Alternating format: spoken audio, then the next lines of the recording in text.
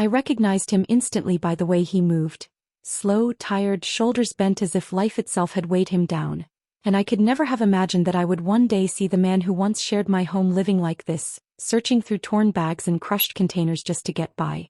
I had just stepped out of the bank with a folder under my arm when I spotted him leaning over a dumpster, sorting scraps with unwashed hands and collecting aluminum cans in an old sack. And for a moment everything around me disappeared. He looked frail, his beard overgrown, his white hair tangled, his clothes worn and stained, but it was unmistakably him, the same man who had once been strong, confident, and full of plans for our future. I froze on the sidewalk, memories rushing back. Especially the day he walked out with nothing but a short, distant note saying it was for the best, a message that had left me confused and broken for years. Seeing him now, reduced to a life where strangers walked past without even noticing, stirred something deep inside me. I felt embarrassment, pity, and a painful tug of old emotions all at once, yet something stronger than pride pushed me forward. I took a step, then another, until my footsteps made him look up. The moment our eyes met, I saw recognition flicker in his face, followed quickly by shame as he tried to pull away. "Is that really you?" I managed to ask, my voice barely steady. He dropped his gaze and muttered that I shouldn't see him like this, that I should just keep walking, but I couldn't. I looked at his torn shoes, his cold cracked hands, and the hollow look in his eyes, so different from the respected engineer he used to be, and I finally asked, gently but firmly, why he had ended up living this way. I demanded answers, unable to hide the trembling that had lived in me ever since everything fell apart. He looked around nervously as if afraid someone might be listening, then shook his head slowly. "You were never supposed to see me again," he whispered. "I did everything so you wouldn't have to carry this." I stepped closer, smelling the stale sweat, the streets, the poverty clinging to him. "Carry what, Thaddeus? What did you do?" He lifted his eyes, tears gathering, and the sentence that left his lips split me in two. "It was to save you." My breath vanished. My legs weakened. Before I could speak again, his body gave out and he collapsed, and I screamed for help until passers-by rushed over and an ambulance was called. Kneeling beside him on the asphalt, holding his head like I used to when we were young, I felt a grief I hadn't felt in years. At the hospital, they said he was dehydrated, anemic, severely malnourished. Words that barely made sense as I stared at his pale face. They told me he'd been seen sleeping in makeshift shelters, refusing help, carrying no ID. When he finally woke up, the first thing he told me was, "Leave. My worry doesn't belong to you anymore." But I stayed. I told him he would always belong to my history and I wouldn't move until he told me the truth. He hesitated, then whispered, "I didn't go broke because of bad decisions. I went broke because I obeyed." When I asked who he obeyed, he turned away silent, harder than any confession. I slept at his side, remembering our marriage, the unexplained fights, his sudden disappearance, the legal papers, the debts he left me drowning in. I had never understood any of it. At dawn, he looked at me with unbearable sorrow and said, "Everything I lost so you would stay alive. And still you hated me." A knot closed my throat. "I didn't know," I whispered. "I thought you betrayed me." A tear slid down his cheek as he murmured, "That was what I needed you to believe." In that moment, I realized my entire resentment had been built on a lie designed to protect me, and the misery he now lived in was not fate. It was the price of a sacrifice he had hidden for years. That I didn't yet know who was behind everything or what danger had once stalked me, but something fierce awakened inside me, a need to uncover the truth. I gently caressed his hand and told him to rest, promising that this time he wasn't alone. As he closed his eyes beneath the harsh hospital lights, I realized that our reunion in the filth of the streets hadn't been coincidence at all, but the beginning of a truth capable of destroying lives and reshaping mine forever. He slept almost the entire next day, sedated and worn down by years of neglect, and I stayed by his side without fully knowing why, only sensing that if I walked away, something vital would slip back into the shadows. Watching his labored breathing, memories flooded me. Meeting him at 28 when he was a man full of plans and calloused hands who worked tirelessly yet always looked at me as though I were his proudest accomplishment. The promises of stability, a home, quiet happiness. Promises he kept for years as we built a modest life together. Our marriage had flaws, arguments that lingered, wounds that never fully healed, but nothing prepared me for the cold end that came without shouting, without closure. One morning he simply never returned from work. 2 days passed. I searched the precincts, hospitals, his office. No one knew anything. On the third day, a lawyer arrived with a sealed envelope containing a brief note in his handwriting. "Forgive me. It's for the best. Don't look for me." My world cracked open. I called him obsessively, wrote to him, but his number was gone, erased. Then came the final blows. Debts I had never heard of, empty accounts, foreclosed properties, legal papers raining down like poison until within 6 months I had lost everything. My husband, my stability, my home. At 47, I was forced into a small rented room, starting life again while people whispered that I must have done something to drive him away. I let them talk because I didn't understand it myself. For years, I hated him for abandoning me without answers, for leaving me to drown in debt and shame and silence, for erasing our life as if it were a mistake he needed to correct. But that night, sitting beside his hospital bed, I felt the first fracture in that hatred. When he woke again, I asked the nurses to leave, closed the door quietly, and saw in his exhausted eyes something broken far beyond poverty. Something that told me the truth he had carried was heavier than anything I had ever imagined. "Tell me everything," I demanded, my voice stripped of patience and lies. "No more hiding. Nothing makes sense unless you tell me the truth." He remained silent for a long time, his breathing slow and heavy, until he finally spoke. The day he disappeared was the day he had been ordered to die. My chest tightened as he explained that dangerous people who controlled everything, had accused him of fraud he hadn't committed, forcing him to sign documents under threats and showing him manufactured evidence, even a photograph of me leaving our building as a warning of what would happen if he tried to clear his name. They told him that if he spoke, I would pay the price. So he didn't run, he erased himself. He took the blame, surrendered our assets, allowed our accounts to be emptied, and let everyone believe he was guilty so those men would forget about me. "You had to hate me," he said, "because hate is the only thing that keeps someone from looking for answers." I cried quietly as 40 years of resentment dissolved into a hollow ache, realizing that every piece of my suffering had been the cost of protecting my life. When I asked why he never came back, he said they kept watching, and every attempt to approach me came with a reminder that my life depended on his disappearance. His misery had not been fate. It had been imposed, calculated, necessary. That night I wandered the hospital corridors, rewriting years of pain in my mind, understanding that my ruin, my loneliness, my collapse had all been pieces of the same machinery. But by morning something inside me had hardened. I told him I couldn't unhear the truth, that I wasn't the frightened woman he had once left behind. He begged me not to dig into the past, that the past kills. "Silence does too," I said, because I had been silent long enough. When he tried to warn me that speaking would bring them back, I told him to let them come. For the first time, fear filled his eyes, not for himself but for me. But I had already lost too much to retreat now. That very afternoon, unfamiliar men began appearing at the hospital.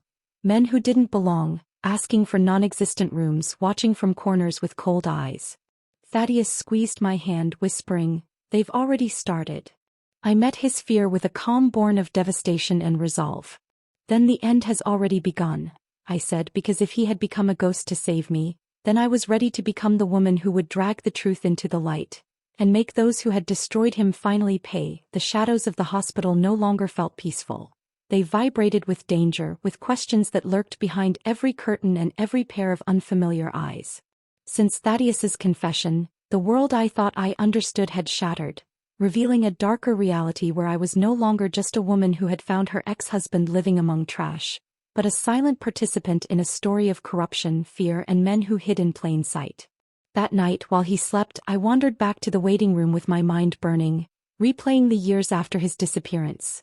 The debts that drowned me, the shame of asking strangers for help, the whispers of people who believed I'd driven my own husband away. Now every memory wore a new, sinister shade. Every wound I carried was part of a script written to keep me alive, while I was the only one who didn't know it was a play. At dawn I returned to his room, and when Thaddeus woke, he looked at me with terror, as if he feared his truth had made me disappear like he once did. "I'm still here," I whispered, and his relief trembled through him. But silence couldn't protect us anymore. "I want the names," I said. He closed his eyes in pain, gripping the sheets. "Some names are spoken only once," he murmured, "and then they cost you your life." My life was already in danger, I said, and no one told me. And finally, slowly, the truth bled out. It had started with a massive public works project. Millions of dollars, ghost companies, inflated invoices, a web of corruption he stumbled into while simply trying to do his job. When he tried to report it, the threats began. Paying wouldn't save him. Resigning wouldn't save him. They didn't want his silence. They wanted a scapegoat. A clean, respectable man to take the fall. And when he resisted, they didn't come for him first. They came for me. They watched me, photographed me, studied the hours when I walked alone, and then showed him everything. One accident is all it takes, they said. That was the night he chose to vanish. He signed everything, surrendered our accounts, allowed our life to collapse so thoroughly that the story of his ruin would look authentic. You had to hate me, he whispered, so you wouldn't look for me, so they'd know I understood the rules. I felt my throat close with a grief that arrived 40 years too late. And everything they stole? I asked. Your accounts, our home? The price, he said. When monsters realize they can take, they never stop. A violent cough cut his sentence short. I called the nurse, and as she tended to him, I caught sight of a man at the far end of the hallway, watching too intently, pretending too quickly not to. Fear washed over me again in a cold wave. Later, a doctor pulled me aside, voice lowered, warning that 3 different men had asked for Thaddeus that day, none of them family. I felt my legs weaken as reality closed in. I returned to his room with a burning truth in my chest, looked him straight in the eyes and said, I can't keep hearing half of your story, not when the other half is already walking these halls. He told me to speak quickly because time was slipping away, and when our eyes met, I saw a pain he had carried alone for years. He confessed that the night he vanished, he buried a metal box under the old workshop where he once worked. A box filled with original documents proving massive embezzlement, evidence so dangerous he had kept it hidden to save my life. When I asked why he stayed silent, he said it wasn't just me he was protecting, but countless others tangled unknowingly in that corrupt network. And though he warned me not to retrieve it, I refused to let him sacrifice himself again. That night I barely slept, and at dawn I went to the abandoned workshop, dug behind a false shelf, and unearthed the heavy box with trembling hands. Inside were folders, drives, contracts, photos, and recordings, enough to bring down powerful people. When I left, a car started following me, but I hid among crowds until it disappeared, knowing the game had truly begun. I returned to the hospital with the box hidden in a shopping bag, and when Thaddeus saw my face, he understood. He told me that now they weren't just after us, they were after the truth, and I told him I no longer intended to hide it. In that moment, I realized I had stepped across a line, no longer the woman who once cried over a ruined life, but the keeper of a truth strong enough to topple empires. Holding the box against my chest as I walked back to his room, I felt the weight of decades of lies and injustice, and when I whispered, I found it, he closed his eyes with tears, silently thanking God that the truth had finally surfaced. He whispered that there was no turning back, and I told him there never had been, then sat beside the gurney as we spent hours in heavy silence, too drained to open the box while the sounds of the hospital echoed around us. When I finally forced myself to lift the lid, I found years of files, dates, stamps, unfamiliar names that Thaddeus instantly recognized, alongside photos, maps, payment lists, and worst of all, documents forged in my name. Debts I never took, companies I'd never heard of, my signature twisted into proof of crimes meant to fall on me if anything ever came to light. The realization made my head spin as I whispered that everything had collapsed on me after he left, and he confessed through tears that he hadn't abandoned me. He had sacrificed everything to protect me, though it hadn't been enough. Memories flooded in. Being evicted without mercy, losing all my savings, borrowing money from people who once respected me, nights of hunger, cleaning houses in my 50s, sleeping on strangers' couches, all while my name was being used to launder money. When I asked why he hadn't warned me, he said he stayed silent because my life had been the last bargaining chip he had. Whenever anyone doubted his obedience, he showed them my photo as proof of what kept him quiet. My tears soaked the papers as he admitted that my suffering had been part of the illusion, a way to make it seem like we were ruined so no one would suspect anything deeper. I stumbled out of the room and sat on a hallway bench staring at my aging hands, worn by years of work I never understood, realizing that none of my misfortune had been fate. Someone had chosen for me to fall so a circle of criminals could keep standing. That night I couldn't sleep. I took the box to a small empty room, opened it alone, and began reading each document one by one, letting the truth finally cut through the darkness that had swallowed my life for so long. following the dates in the documents, I uncovered names I had only ever heard on the news. Executives, politicians, men wrapped in respectability, and realized I had unknowingly been used as a shield for a vast corruption network that had stolen not only Thaddeus's life, but mine as well. At dawn I returned to his room and told him I now understood everything I had lost and demanded to know who had taken it. And though he warned that seeking the truth would unleash a storm of judicial blood with no forgiveness, I told him I didn't want revenge but justice with names and faces.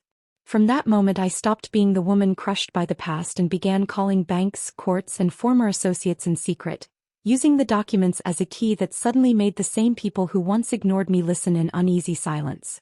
Some said it was impossible, too late, or too dangerous, but danger had followed me all my life. I was finally choosing it. Thaddeus weakened by the day, and one afternoon he squeezed my hand and begged me to continue even if he didn't live to see those responsible fall. I promised through tears that I would not stop and that no one would silence us again. Outside, I noticed new faces, men in suits, dark cars, silent calls, signs that the other side of the board was moving, but I was no longer the naive woman they once destroyed. A woman who finally understands why she fell becomes far more dangerous, because she no longer fights merely to survive but to reclaim every stolen year. When I returned to the dim hospital room after a day of secret meetings, Thaddeus breathed heavily beneath the weight of a lifetime of wounds, and when he woke he asked if they had begun to move. I told him they had, that they knew someone possessed the documents, and though he murmured there was no easy escape, I reminded him there never had been. Only now for the first time he wasn't alone. After a long silence, I leaned toward him and said there was still something he hadn't told me, and he exhaled a weary, resigned, "I know." I saw the fear in his eyes, and when I demanded the full truth, Thaddeus's face hardened with a terror I had never seen before. He whispered that the one thing he should never tell me was the very thing that would make turning back impossible, but I insisted, reminding him my point of no return had come the day I found him collecting cans, and after long seconds he finally confessed that if he spoke the full names, they would kill me, not metaphorically but literally, because the network behind all of this wasn't made of corrupt businessmen alone, but state officials, bought judges, erasers of files, and people capable of arranging a death to look like an accident. My body trembled as I absorbed the scale of the power we were facing, and he told me he had accepted his own downfall the moment they showed him my photographs and explained how easily my life could be staged as a mugging or tragedy. My hatred of him, he said, had been his only shield to keep me safe.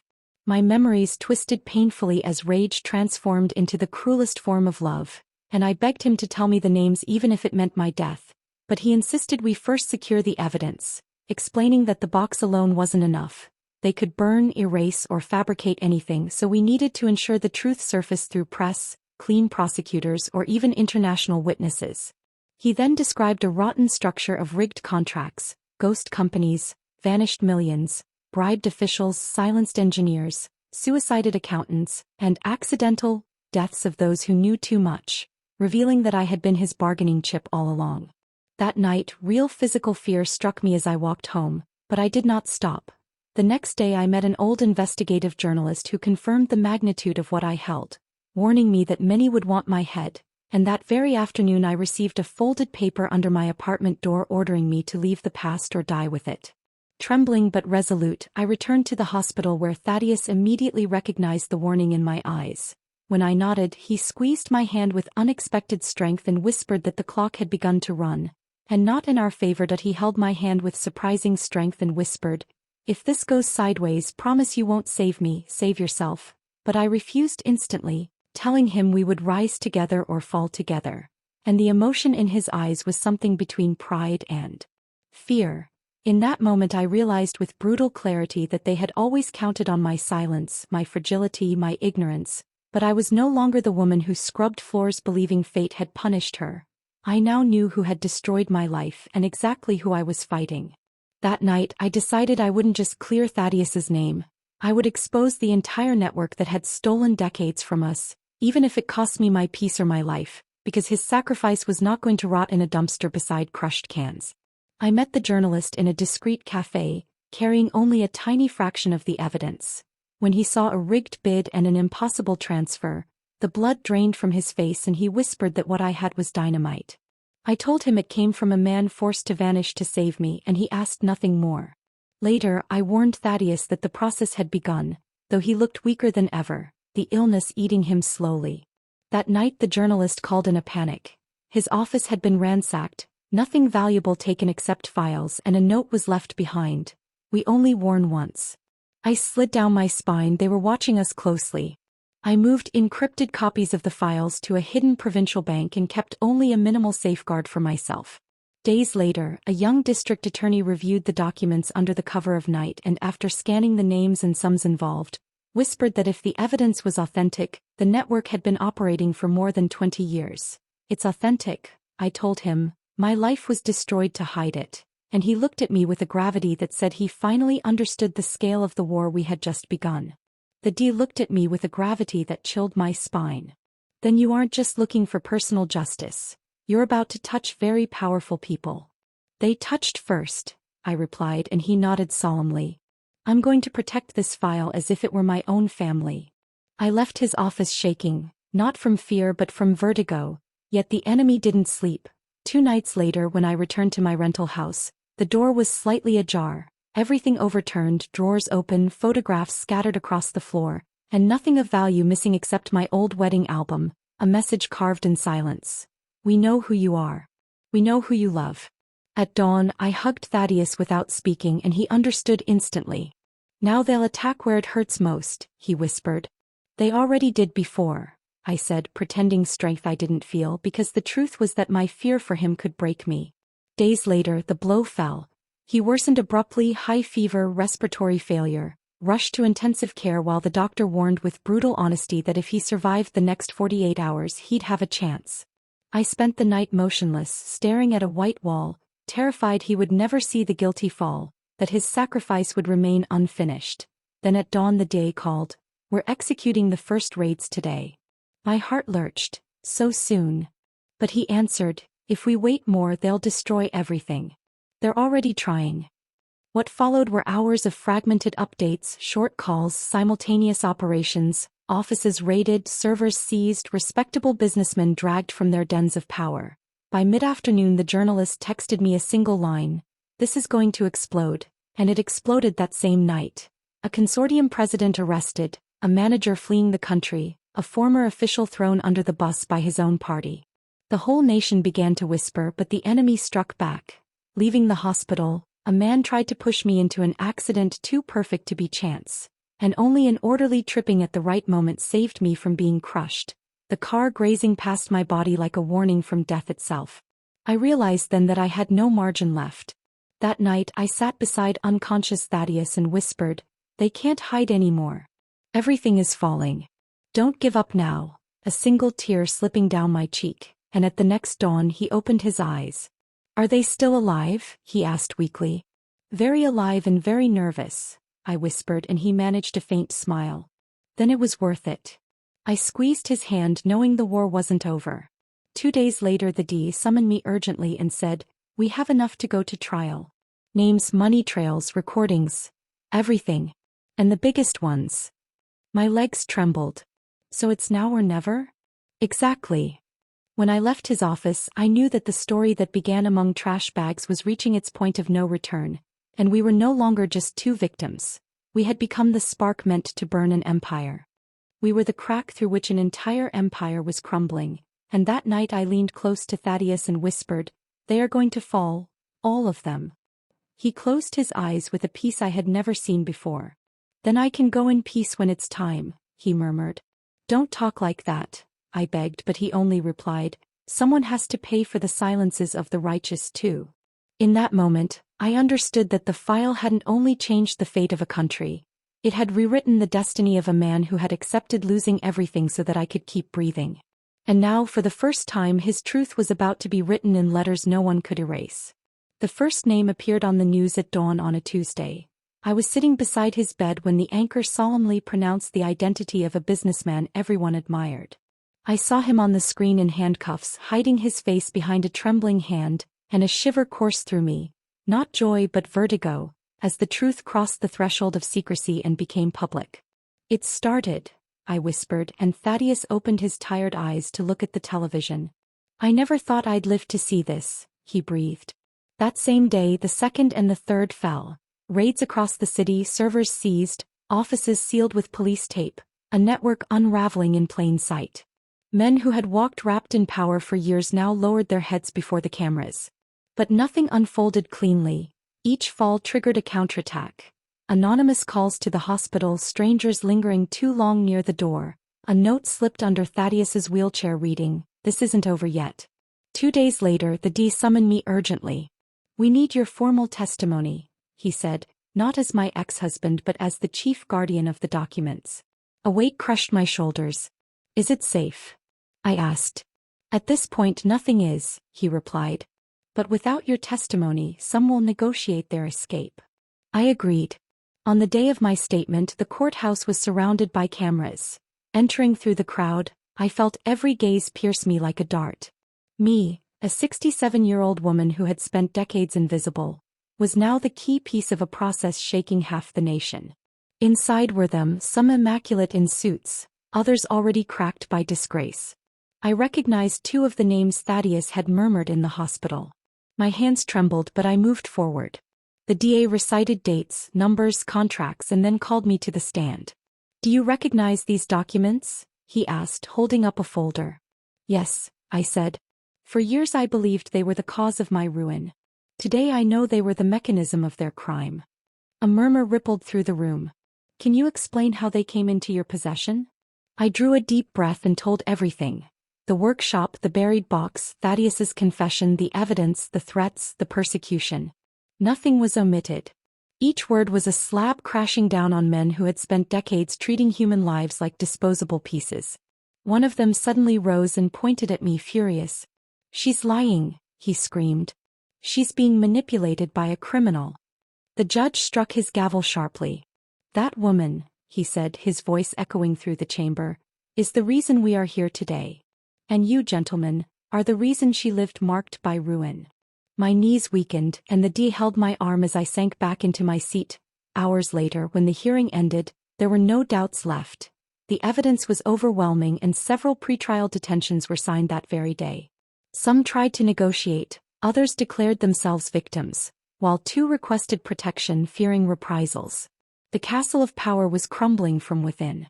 I returned to the hospital with my heart overflowing. Thaddeus was awake, his eyes searching mine. "Did they fall?" he asked.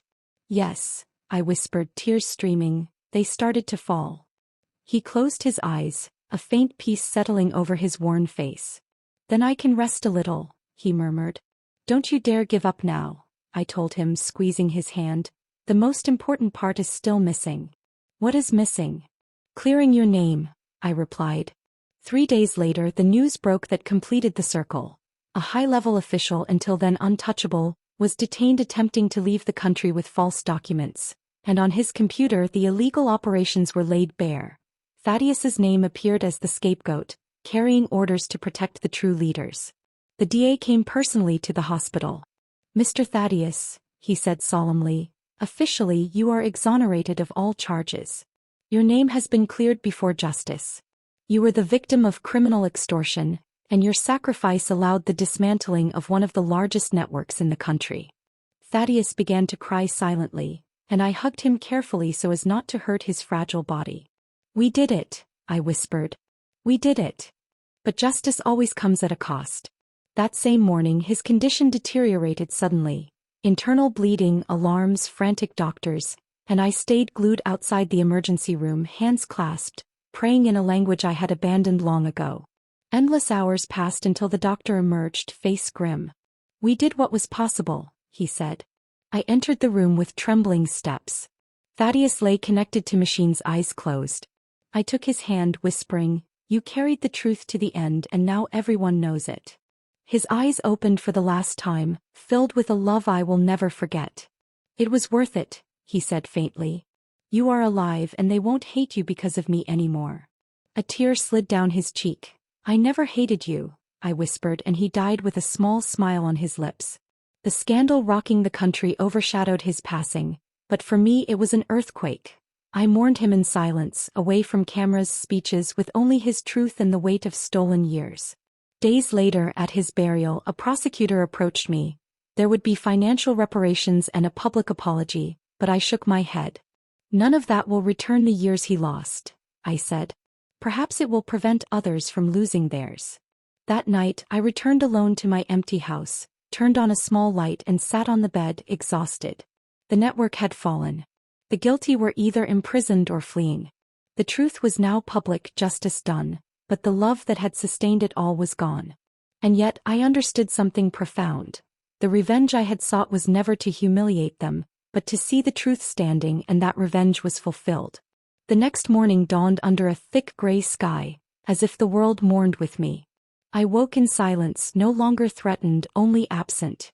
For decades I had lived accompanied by resentment, fear, and doubt. Now it was gone, and Thaddeus had also gone. I sat on the bed staring at my hands, waiting for clarity, pain, relief, rage, but only a heavy mixture of all. I walked aimlessly through a city, alive yet indifferent, unaware that beneath my ribs beat a terrible and silent history, a cost measured in years and sacrifice. That same day I was summoned to the DA's office to close pending matters. In the somber room, the DA, a secretary, and a state representative awaited me, offering coffee, which I declined, carrying the weight of everything that had been lost, and everything finally revealed. "Ma'am," said the DA, "the case has been officially closed. All the main perpetrators have been processed. Some convicted, others awaiting sentencing. The state has determined financial reparation for the damages caused over the years, and a public act of recognition will honor the injustice committed against you and your ex-husband." I felt a knot in my throat. "He didn't live to hear those words," I whispered. "That weighs more than any money." The DA lowered his gaze. "We know, and it is a debt that can never be fully settled." I signed the documents with a steady hand, accepting the reparation not for myself, but so that Thaddeus's sacrifice would have a tangible echo, proof that not everything remained buried with him.